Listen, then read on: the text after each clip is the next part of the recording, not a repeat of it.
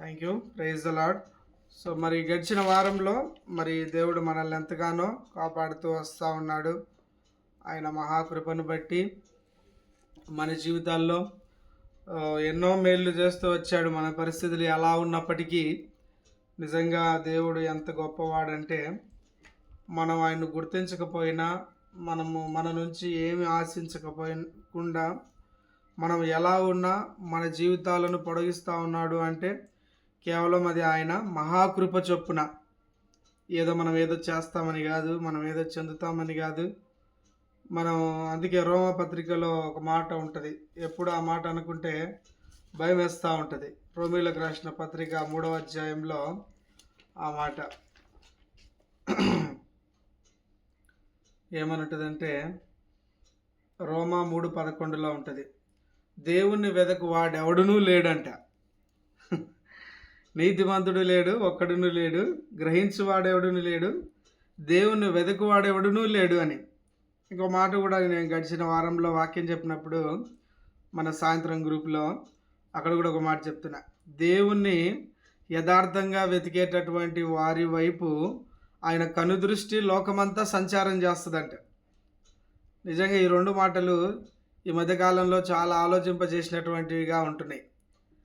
మనము మన యొక్క విశ్వాస జీవితంలో ఎంతగానో మరి వెళ్తూ ఉన్నప్పటికీ ఈ విషయాలను మనం నిర్లక్ష్యం చేసేటటువంటి వాళ్ళంగా ఉంటాం. కాబట్టి దేవుడు మనల్ని చూడాలి. అది మనం చాలా జాగ్రత్తగా, దేవుణ్ణి వెతకువాడు ఎవడైనా, నిజంగా నా మటుకైతే చెప్పగలుగుతాను, దేవుని దగ్గరికి ఎందుకు వస్తున్నాము అంటే ఏదైనా ఆశించే వస్తాం, లేదా బ్రతుకు మార్చమని వచ్చేటటువంటి వాళ్ళు చాలా అరుదుగా లేదంటే కొరతగా ఉంటారు.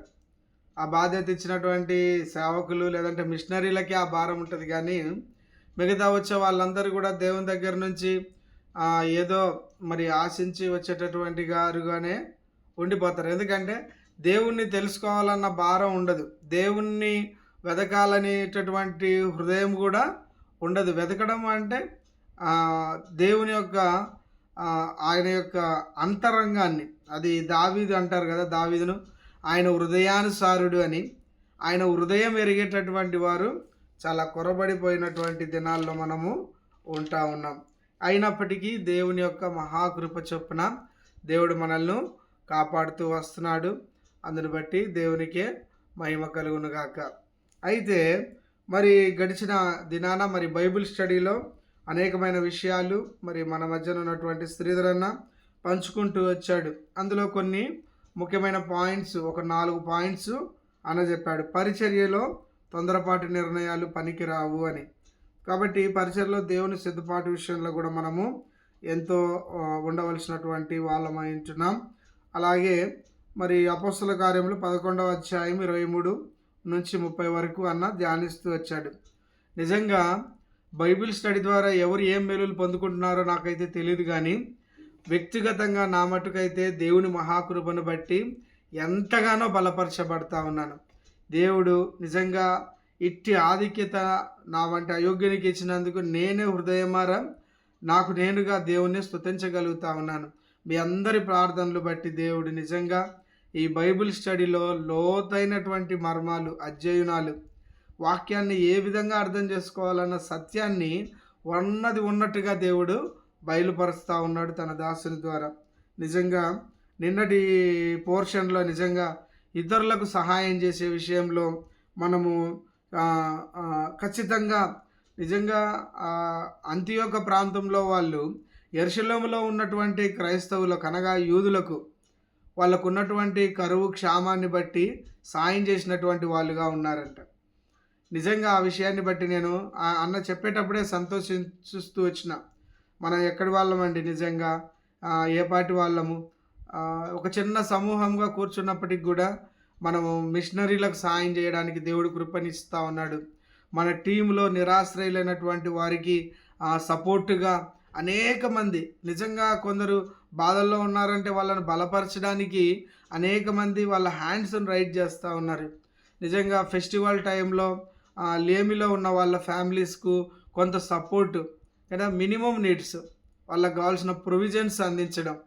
నిజంగా దేవుడు ఇవన్నీ కూడా ఒక నెక్స్ట్ జనరేషన్ని సిద్ధపరచడం, ఇవన్నీ కూడా దేవుడు ఎంతగానో కార్యం చేసినటువంటి వాడిగా ఉంటున్నాడు. నా మట్టుకైతే మరి చిన్న ఈ మధ్య కాలంలో ఒక ప్రాంతానికి నేను అంటే వేరే మీటింగ్కు వెళ్ళినప్పుడు ఒక చిన్న నాలెడ్జ్ షేరింగ్ అనుకోండి ఇది. అక్కడ జరిగినటువంటి సందర్భంలో ఆయన చెప్తా ఉన్నాడు ఒక మాట, doing some of service to the lord. దేవుని కొరకు ఏదైనా ఒకటి నువ్వు చేయగలుగుతా ఉన్నావా? అందరూ ఏం చేస్తున్నావు అంటే ప్రార్థన చేస్తున్నాం, చర్చికి వెళ్తూ ఉన్నాం, వేరే చోటుకి వెళ్ళి బోధ చేస్తూ ఉన్నాం, వేరే చోటుకి వెళ్ళి పాటలు పాడుతూ ఉన్నాం, వేరే చోటుకి వెళ్ళి స్వార్థ మీటింగ్లు చేస్తున్నాం. ఓకే, ఇది దేవుని కొరకైనటువంటి సిద్ధపాటు.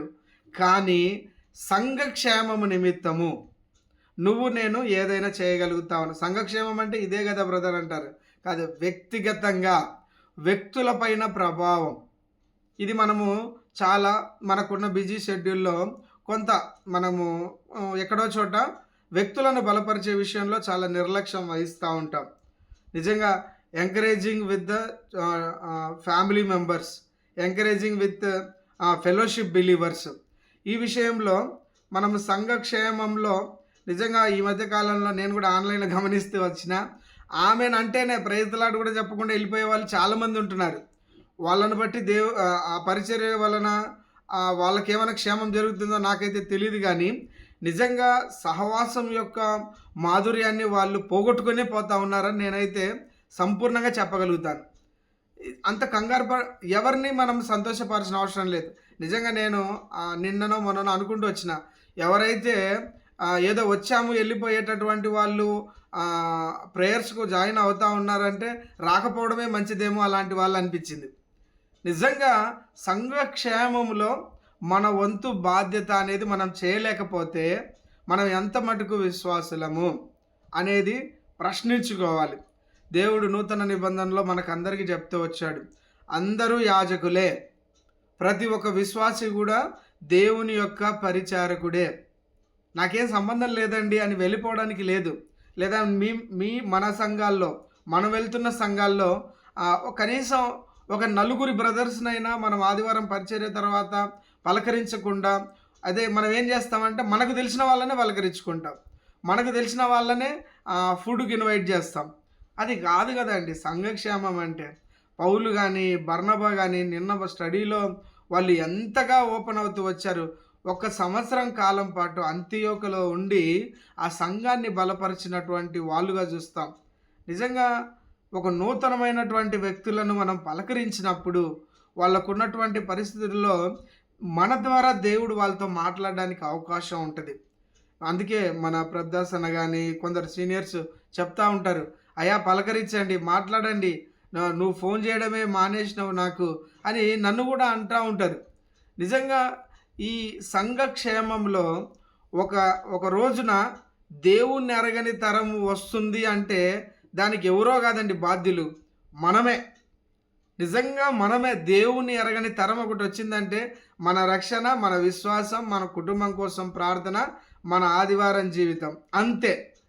అరే నెక్స్ట్ జనరేషన్ కొరకు లేదంటే కొందరు జూనియర్స్ కొరకు, న్యూలీ కమింగ్ పీపుల్, చర్చికి వచ్చే వాళ్ళ కొరకు ఎంత మటుకు మనం ఒక ఎంకరేజ్మెంట్ పీపుల్ లాగా ఉంటున్నాం కదా. ఇది నిజంగా మనం గమనించుకోవాలండి. చాలా వైఫల్యం ఇది. 3 సంవత్సరాల నుంచి మనం కలిసి ప్రార్థనా జీవితంలో ముందుకు వెళ్తూ ఉన్నాము అంటే అది గొప్పగా చెప్పుకోవడానికి ఏమీ లేదు. ఏముందంటే ప్రార్థన చేస్తూ ఉన్నాము, కొన్ని ప్రార్థన మనవులు ఇస్తూ ఉన్నారు. ఇంకొక బాధపడాల్సిన విషయం ఏంటంటే ప్రార్థన మనవి ఇచ్చిన వాళ్ళే జాయిన్ అవ్వరు. దానివల్ల నాకేం నష్టం లేదు, కానీ దేవుడు మన హృదయాలను చూస్తాడు. నిజంగా దేవుడు మన హృదయాలను చూసినప్పుడు, అరే నీకు నా గురించి 2 నిమిషాలు ప్రార్థన భారం ఇవ్వడానికి ఉంది, కానీ 1 గంట సేపు ప్రార్థన సహవాసంలో కానీ మందిరానికి రావడం కానీ ఎక్కడైనా కొద్దిగా దేవుని పిల్లలతో సహవాసం గడపడానికి నీకు టైం లేదు. నీ ప్రార్థన మనవిని ఒక మానవుడిగా దేవుడు ఆలోచన చేస్తే ఎలా ఉంటుంది పరిస్థితి? నిజంగా చాలా దయనీయం అండి. మనకు తెలిసిన వాళ్ళతోనే మనం మాట్లాడడం వల్ల మనమే తయారు చేస్తున్నాం దేవుని ఎరగని తరాన్ని. ఒక నూతనమైనటువంటి వారితో మాట్లాడడం. నిజంగా ఆ మీటింగ్కి వెళ్ళినప్పుడు నేను చాలా ఫీల్ అవుతూ వచ్చిన, అట్ ద సేమ్ టైం ఇదే కదా మేము 3 సంవత్సరాల నుంచి ఏదో చేస్తా ఉన్నామంటే చేస్తా ఉన్నాం. కానీ కొత్తగా వచ్చే వాళ్ళను ఎంకరేజ్ చేయలేకపోతా ఉంటున్నాం. వాళ్ళకి ఇవ్వాల్సినంత టైము నిజంగా దేవుడు ఎప్పుడు మన టాలెంట్స్ చూడు. మనం అదే చూస్తాం కదా! God is looking for hour availability. దేవునికి మనం అవైలబుల్‌గా ఉంటే చాలండి, దేవుడు పని చేసుకుంటాడు. దేవుడు మన దగ్గర తలాంతులు ఉన్నాయి, అద్భుతాలు చేసేది ఉంది, భాషల వరం ఉంది, లేదంటే స్వస్థత వరం ఉంది. నిజంగా ఇవన్నీ చూడు దేవుడు. నువ్వు అవైలబుల్ ఉంటే చాలయ్యా, నేను నీ ద్వారా కార్యం చేసుకుంటా అని ఆయన మాట్లాడుతూ వస్తాడు. నిజంగా ఈరోజు దేవుడు మనల్ని పిలుచుకున్నాడు ఒక పిలుపు అంటే, ఆ పిలుపు గురించి ఒకరోజు లెక్క అడుగుతాడు. అందుకే అంటాడు కదా మత్తయి 24:25లో, బల నమ్మకమైన మంచి దాసుడు అన్న తర్వాత ఒక దాసుని ఏమంటాడు, చెడ్డ దాసుడా అంటాడు. అనేసి ఏమంటాడు తెలుసా, తన దగ్గర ఇచ్చిన తలాంతుని తీసి వేరే వాళ్ళకి ఇచ్చేస్తాడు. అప్పుడు ఎంత సిగ్గుపడాల్సిన విషయం ఇది. నిజంగా భౌతికంగా అంత దూరం కాదు, కానీ ఈరోజు దేవుడు మనకు ప్రత్యక్షమై నీకు ఇచ్చిన తలాంతును, నీకు ఇచ్చిన పిలుపును ఎంత చేసినావు నువ్వు అని అడిగితే, నీ రక్షణ పొందిన నుంచి ఈ రోజుకు 2 సంవత్సరాలు కావచ్చు, 5 కావచ్చు, 10 కావచ్చు, 20 కావచ్చు, ఒక సంఘ క్షేమంలో నువ్వు ఎక్కడున్నావు? నా బిడ్డల కోసం ప్రార్థన చేస్తున్నా, నా ఫ్యామిలీ కోసం ప్రార్థన చేస్తున్నా, ఇది దేవుడు అడగడండి. సంఘ క్షేమము అంటే ఇతరులైన వారిని బలపరచడం, నూతనమైన వ్యక్తులతో మాట్లాడడం. ఎంతసేపు మనకు నచ్చిన వాళ్ళతోనే, మనం ఇష్టపడే వాళ్ళతోనే మనము మాట్లాడే వాళ్ళుగా ఉంటాం. ఇట్లా ఉన్నాము అంటే నిజంగా చాలా దయనీయమైన పరిస్థితి మనది. నిజంగా నూతనంగా జాయిన్ అవుతున్నటువంటి మన ప్రియులు అనేక మంది, చాలామంది ఎంకరేజింగ్గా ఉంటున్నారు. నేను నా మటుకైతే చెప్పగలుగుతాను. అదర్సా సిస్టర్ కానీ కొందరు వాళ్ళు ఎప్పుడుగా అంటే ప్రార్థన ఎప్పుడు ఫోన్ చేసినా కానీ ఒక 4 భారం కలిగిన వ్యక్తులు ఎవరైతే ఉన్నారో వాళ్ళ ఫోన్ నెంబర్లు తీసుకొని వాళ్ళతో మాట్లాడుతుంది ఆ సిస్టర్. నిజంగా ఐఎమ్ సో జాయ్ఫుల్ అనిపించింది. ఒక స్టూడెంట్స్ ఒక 4 ఉంటే వాళ్ళ పరీక్షల కొరకు నిజంగా మనకు డిచ్చిపల్లి నుంచి కొందరు స్టూడెంట్స్ జాయిన్ అవుతూ ఉన్నారు. కొందరు ప్రెగ్నెన్సీ ఉమెన్స్ జాయిన్ అవుతూ ఉన్నారు. నిజంగా కొందరు ఇట్లా భార్యాభర్తల మధ్యన విభేదాలు వచ్చి వచ్చేటటువంటి వాళ్ళు జాయిన్ అవుతూ ఉన్నారు. నిజంగా మనం ఏం చేస్తూ ఉన్నామండి, మనం ఎక్కడికో వెళ్ళి చేయాల్సింది లేదండి. మనం ఉన్న నలుగురిలోనే ఎదుటి వ్యక్తి యొక్క కష్టాన్ని చూసి సాయం చేయడం సెకండరీ, ప్రేమతో పలకరించడానికి కూడా మనకు టైం లేదు. ఇలాంటి విశ్వాసంగా చేస్తూ ఉన్నాము అంటే దేవుడు నిజంగా మనల్ని లెక్క అడిగినప్పుడు, ఆయన లెక్క అడిగినప్పుడు కాదు, మన మనసాక్షి కదా, ఆయన ఏం చెప్తాడు, సమస్త జనులను శిష్యులనుగా చేయడం అంటే సువార్త ప్రకటించడమే కాదండి, ఆ వ్యక్తిని శిష్యత్వంలోనికి ఎదిగే విధంగా ప్రేమతో బలపరచాల. శిష్యుడు అంటే ఒక్కరోజు సువార్త ప్రకటిస్తే అయిపోతాడా? కాదు కదా. ఆయన అపోస్తుల కార్యంలో 1:8 చెప్తాడు, యూదయ యందు సమరయ యందు భూప్రపంచములంతటి భూదిగంతముల వరకు అంటే నేను, నా కుటుంబము, లేదంటే నేనున్న హైదరాబాదే, లేదా నేనున్న బళ్ళారే, లేదంటే నేనున్న ఒంగోలే కాదు కదా, బయటికి రావాలి కదా. ఒకవేళ అంటే రాలేని పక్షాన కూడా ఉంటే ఉన్న చోట నుంచి ఇప్పుడున్నటువంటి నెట్వర్క్ ఫెసిలిటీ ఒక 4 వారంలో ఫోన్ చేసి బలపరచడానికి మనకు టైం లేకపోతే ఎందుకండి మనం ప్రార్థనలు చేయడం కదా. ఈ సంఘక్షేమంలో మనము ఇవి తెలిసి కూడా మనం చేయలేకపోతే నిజంగా ఇది మన దౌర్భాగ్య పరిస్థితి అని చెప్పగలుగుతాను నేను.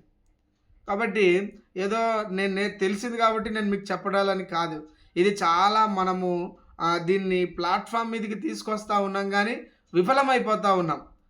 ఒక 4 బలపరచడానికి ఒక్కరికి టైం లేకపోతే ఎందుకు ఇంత ఉదయకాలంలో రోజులు వేసి గంట సేపు ప్రార్థనలు చేసుకోవడం?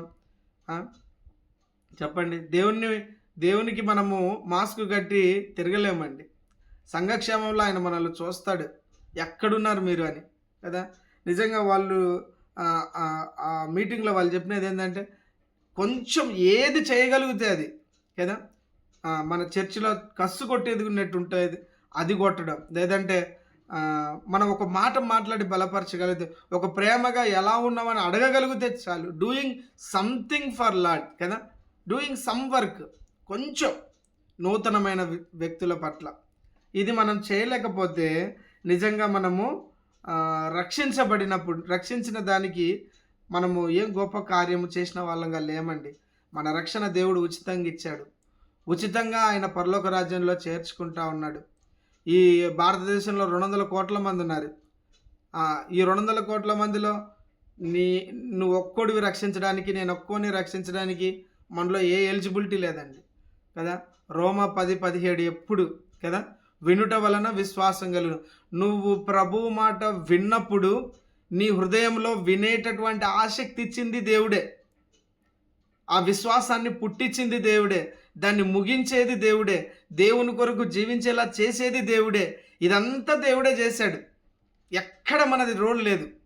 కానీ సంఘక్షేమం కోసం మనం ఎక్కడున్నాం అనేది మనం ప్రశ్నించుకొని నిజంగా నేను ఎంత మటుకు సంఘానికి వాడబడతా ఉన్నాను అనేది గమనించుకుంటూ నూతనంగా చేర్చబడే వారి పట్ల కొంత సమయాన్ని వెచ్చించాలని కూడా ప్రతి ఒక్కరికి మరి రిక్వెస్ట్ చేస్తూ ఉన్నాను. నిజంగా నేను ఇది చేయగలను అని ఏ ఒక్కరూ స్పందించి ముందుకు రావడం అనేది కూడా ఆ విధంగా వచ్చినప్పుడు సిస్టర్స్ను చాలామంది నిరాశలో ఉన్న వాళ్ళు ఫోన్ చేసినప్పుడు వాళ్ళని బలపరచడానికి నాకు మాటలే రావడం లేదు. సిస్టర్స్ని ఎట్లా బలపరచాలండి? ఇంకొక సహోదరి అయితేనే కదా వాళ్ళు బలపరచగలిగేది. నిజంగా యవన బిడ్డలు స్టూడెంట్స్ జాయిన్ అవుతున్నారు. ఆ చిన్నపిల్లలకు ఏం చెప్తాము బ్రదర్స్గా? అసలు నిజంగా ఇంతమంది సిస్టర్స్ గ్రూప్లో ఉన్నారు, కానీ ఏ ఒక్కరు కూడా కొంత బాధ్యత తీసుకొని చేసేవాళ్ళు ఉన్నారు. చెయ్యని వాళ్ళని గురించి నేను అడుగుతా ఉన్నాను. నిజంగా మనకు అకౌంటబిలిటీ లేదా? ఎందుకండి మనం ఇంతగా చేయడము కదా? నిజంగా ఇవన్నీ మన విన్న వాక్యము మన బ్రతుకులో కార్యరూపం దాల్చకపోతే మన చెవులు ఏం లాభం లేదండి, మన విశ్వాసం ఏం ఉపయోగం లేదు. కాబట్టి మనం సంఘక్షేమంలో ఒక దేవుణ్ణి ఎరగని తరం రావడానికి ముఖ్యమైన కారకులు ఎవరు అంటే మనమే, నేనే అని ఎప్పుడైతే ప్రశ్నించుకుంటామో అప్పుడు ఇతరుల పట్ల కొంత భారం కలిగి ప్రార్థన చేసి వాళ్ళను నూతనమైన వ్యక్తులను బలపరిచేవారిగా ఉన్నప్పుడు, ముఖ్యంగా జూనియర్స్ను బలపరిచినప్పుడు నెక్స్ట్ జనరేషన్ దేవునికి చిత్తంలో సిద్ధపడే వాళ్ళుగా ఉంటారు.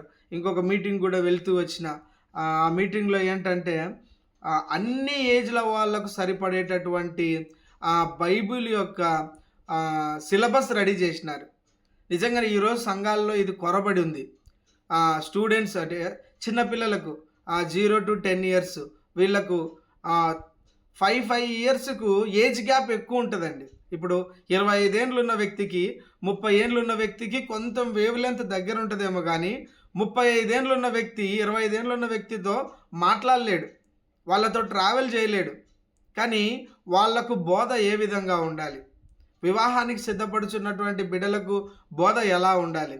నిజంగా రక్షణలోనికి అప్పుడప్పుడే వచ్చిన బిడ్డలకు బోధ ఏ విధంగా ఉండాలి? ఒక సిలబస్, ఒక కరికులము.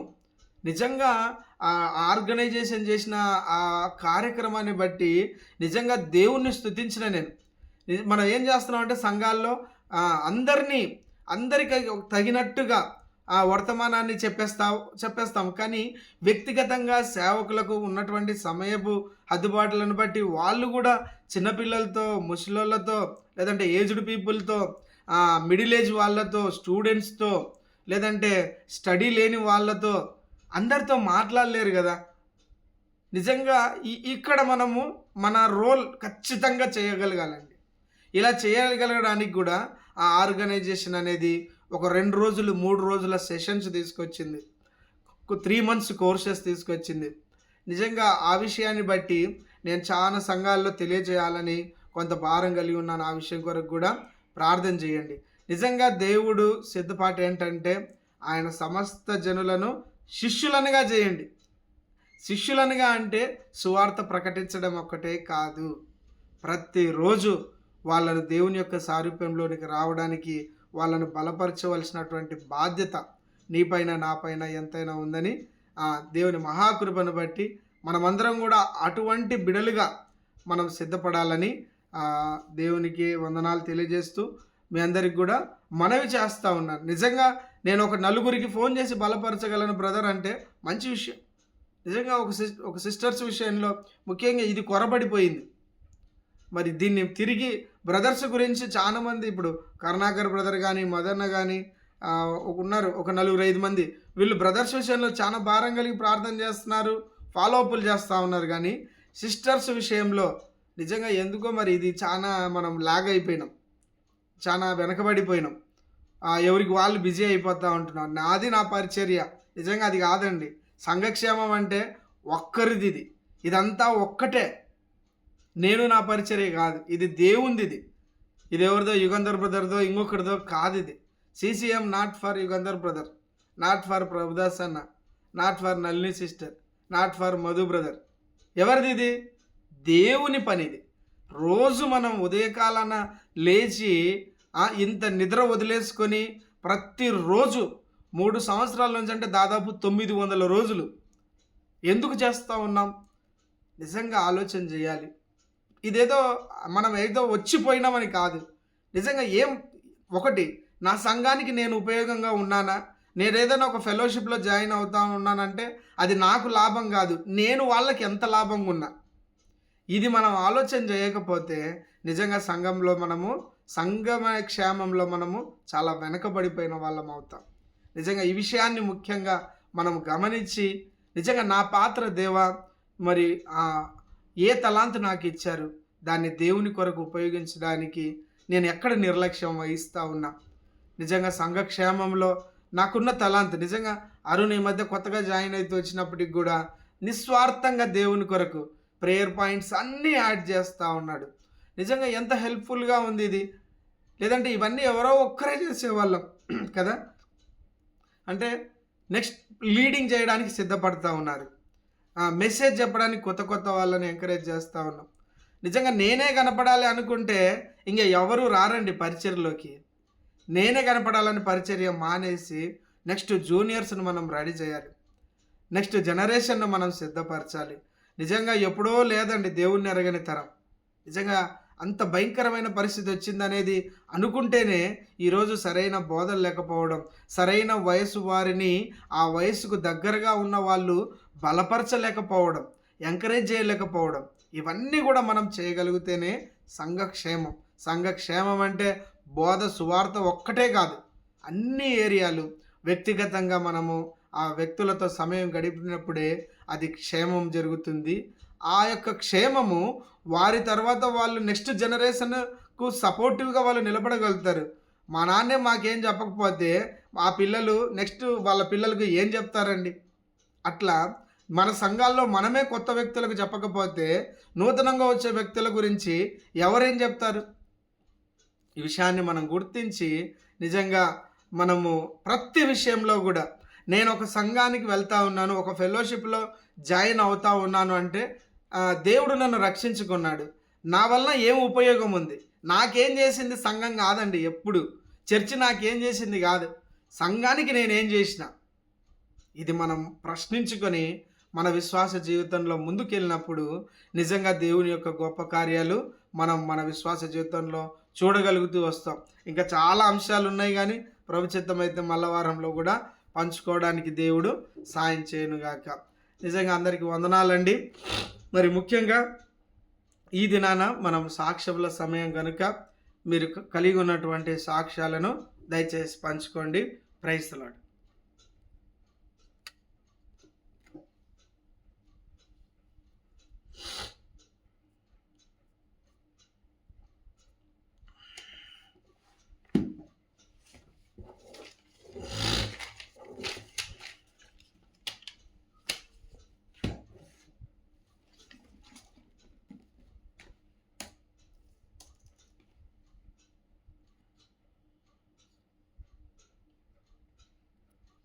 సమయాన్ని వృధాపరచొద్దు.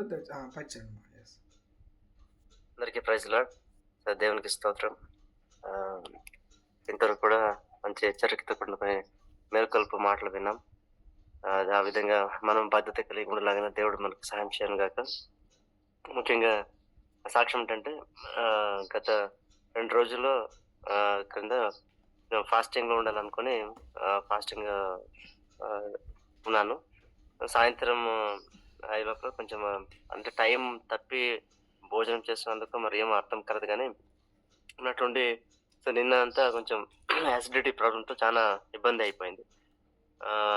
సాయంత్రం కల్లా ఎట్లా అయిందంటే అసలు కూర్చోలేకుండా అయిపోయానన్నమాట. రాత్రి 8:30 ఆ టైంలో ఇంకా బైబిల్ స్టడీ గూడా నేనసలు జాయిన్ కాలేకపోయాను. ఒకవైపు వామిటింగ్ సెన్సింగ్ ఎక్కువైపోతా ఉంది. చాలా ఇబ్బందితో ఉన్నప్పుడు ఇంకా రాత్రి అట్లే పనుకునేసినానన్నమాట. అయితే దేవుని కృప ద్వారా వామిటింగ్స్ ఏం కాలేదు. యాసిడిటీస్ ప్రాబ్లమ్ కూడా ఇప్పుడు తగ్గుతూ వస్తా ఉంది. అందరిని బట్టి దేవునికి స్తోత్రం చెల్లిస్తున్నాను. ఈ సమయమున ఆ విధంగా ఈరోజు ప్రార్థనలో కూడా పాల్గొనడానికి దేవుడు చూపిన కృపను బట్టి దేవునికి వందనాలు చెల్లిస్తున్నానండి. దేవునికి స్తోత్రం. సో నా గురించి కూడా మీరు ప్రార్థన చేయాలని కోరుతున్న హెల్త్ గురించి దేవుడు బలపరిచినందుకు దేవునికి స్తోత్రం చెల్లిస్తున్నాను. ఇంకా ఒక ప్రేయర్ రిక్వెస్ట్ ఏమిటంటే బెంగళూరులో ఉన్నారు సిస్టర్, బేబీ సిస్టర్ అని. వారి కొడుకు జాన్ కొరకు ప్రార్థన చేయమని కోరినారు. ప్రేయర్ రిక్వెస్ట్ కూడా పెడతాను, ఇస్తామండి. అంటే టెక్స్ట్ ఫార్మ్‌లో ఇస్తాను. ఇంటర్ సెకండ్ చదువుతున్నాడు. ఆ అబ్బాయికి కొంచెం మతిమరుపు ఎక్కువ ఉంది. సమస్యతో ఉన్నారు. ಮತ್ತೆ ఎగ్జామ్స్ జరుగుతుంది. దయచేసి ప్రార్థన చేయమని కోరినారు. దయచేసి జాన్ కొరకు ప్రార్థన చేయాలని కోరుతున్నానండి. సో దేవుడు సాక్ష్యం బట్టి దేవునికి స్తోత్రం కలగాక. అందరికీ ప్రైజ్ లార్డ్. ప్రైజ్ లార్డ్ అన్న. మరి దేవుడు చేసినటువంటి గొప్ప కార్యాన్ని బట్టి